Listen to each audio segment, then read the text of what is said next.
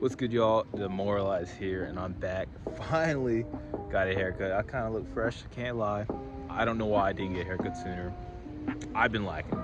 But in today's video, we're back where my first really popular video took off in this parking lot, where I spoke on building the 3 valve over the 5.0. And I'm here today to basically do like a year in review on having this car. It hasn't been exactly a year, but it's pretty close to it. So I figured make this video now, because the video after this, I know a lot of people say that they got big things coming, but the video I'm going to drop after this I had no idea I was going to make this video so soon. So just stay tuned for that. So also want to say thank you to all the new subscribers. We're at like 250 something now, and the goal I set for the end of the year is 300. So super achievable. So be sure to subscribe if you're new. But yeah, let's get into the video of basically me having this car for a year. So obviously, if you were an OG and subscribed before, or basically when I first bought the car and made that video, the car was pretty much bone stock besides the exhaust and the GT500 spoiler.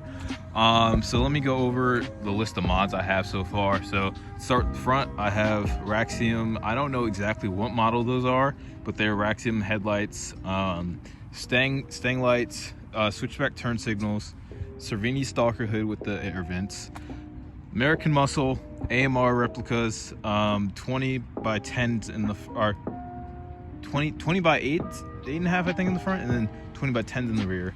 So I forget which I have, but it's wrapped in a 255 tire, 275s in the back. So kind of meaty boys in the back. I want to upgrade. I'm gonna need to upgrade actually after I can't spoil it, but I'm gonna upgrade these boys later on. But yeah, so there's that for the front. Blacked out the GT5. Wow, I was about to say GT500. I wish. The GT badges. Going to the rear of the car. Like I said, the GT500 spoiler. I have the Vector taillights, the Euro style, all like the S550 replicas.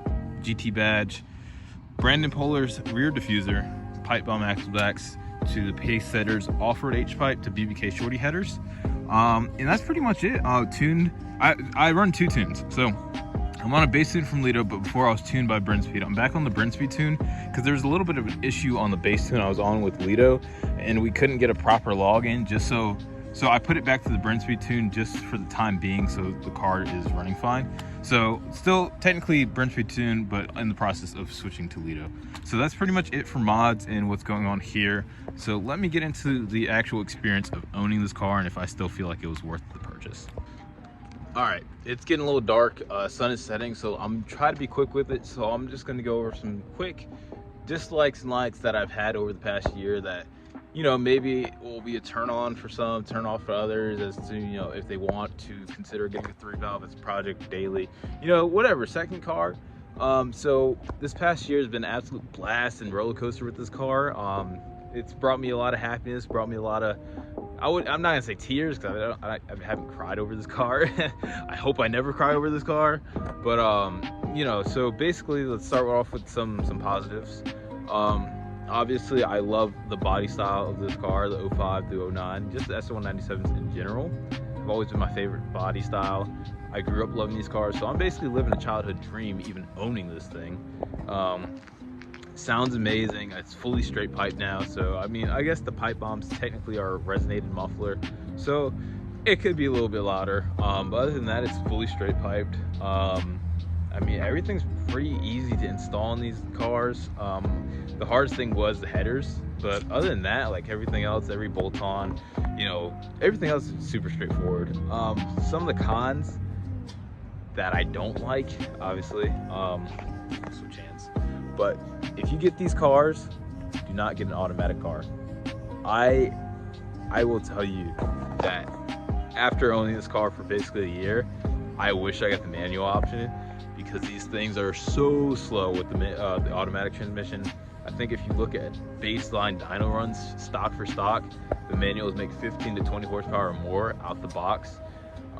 So yeah, if you're considering one of these, definitely consider a manual option. If you don't know how to drive one, I would just hop in one and force yourself to learn, because you're not gonna have as much fun with the auto as you would with the manual. So that's one of my cons, is the transmission. Other than that, I mean, I don't really know any other. So I guess they fixed it with the later models, but the early models, there's if your drain gets clogged, the drain in here, in between the windshield and the actual dashboard, it will leak into the cabin. So that's the other thing I ran into that I didn't know about.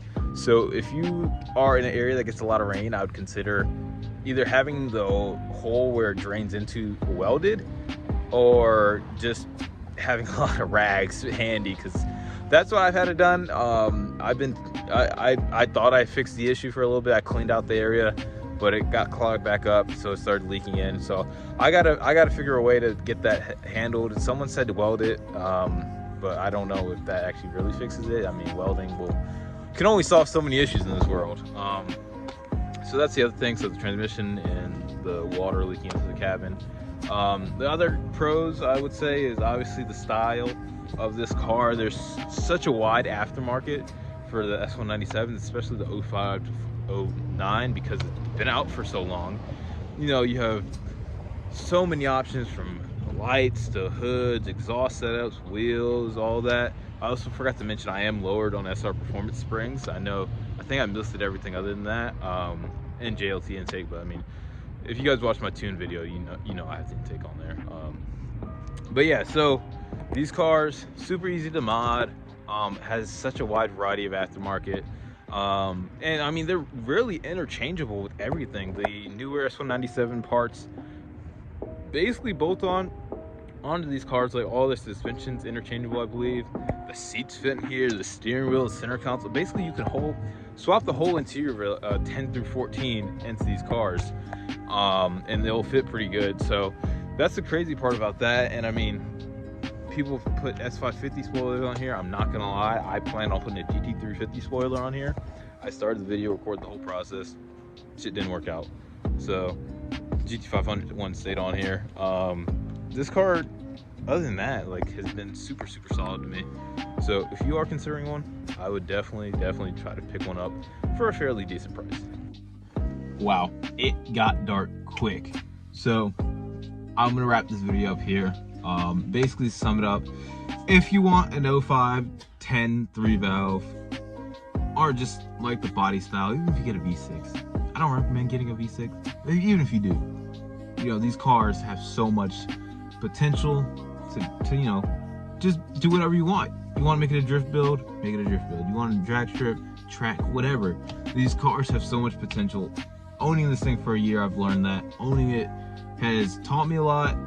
I've basically been hands-on with this car, and I was talking to my friend the other day, and I was like, who would have thought, you know, 4 years ago we'd be building fucking race cars, basically.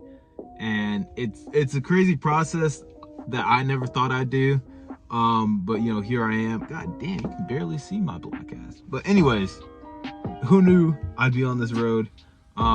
Basically, the next video I drop, it's gonna be a crazy one. It won't be in the dark. It is in the dark.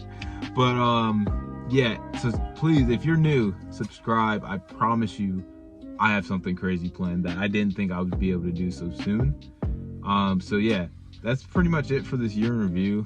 This car, I'm sure I'll learn a lot more about, but the main thing is, don't buy an auto 05 through 10 Mustang.